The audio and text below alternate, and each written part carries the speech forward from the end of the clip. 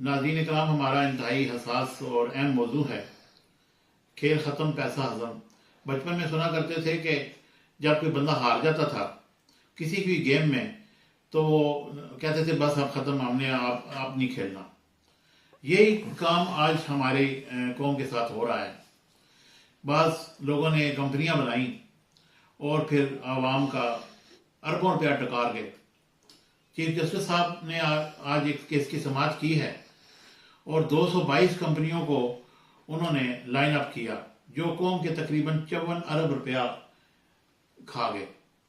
उन्होंने कहा कि इन लोगों से ये पैसा वसूल किया जाए और अगर इनके पास पैसे नहीं है तो इनकी जायदादें भाग के सरकार जब्त की जाए, और अगर फिर भी ये लोग यहाँ पेश नहीं होते, इनकी जो लैंड क्रूजरें हैं, इनकी जो पिजारो हैं, इनकी जो प्राडो हैं, ये सब इनको इन गाड़ियों से उतारा जाए और इन गाड़ियों को नीलाम किया जाए और इन लोगों की जायदादें जब्त करके कौम का पैसा खजाने में जमा कराया जाए। उन्होंने बहुत सारे मामलात में मैं आज समाअत की, लेकिन जो बहुत ही डेवलपिंग उनकी जो थी वो ये पैसा था अवाम का। इन लोगों ने कर्जे लिए और कर्जे माफ करा लिए। उन्होंने कहा कि वो लोगों को बेनकाब किया जाए जिन्होंने ये कर्जे लिए और कर्जे माफ कराए।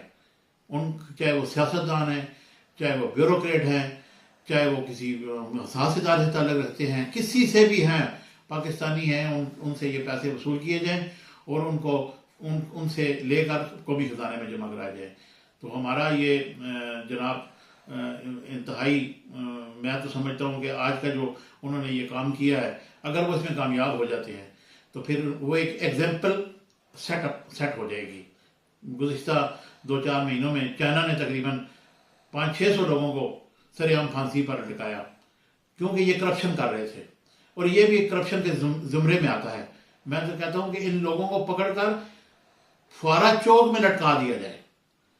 ये अवाम का पैसा किस तरीके से खा रहे हैं इनसे पूछा जाए ताकि आइंदा किसी को इस तरह का काम करने की तौफीक ना हो और वो ये समझें कि ये अवाम का पैसा, ये कौम का पैसा है, ये हमारे पास अमानत है, हमने वापस करनी है।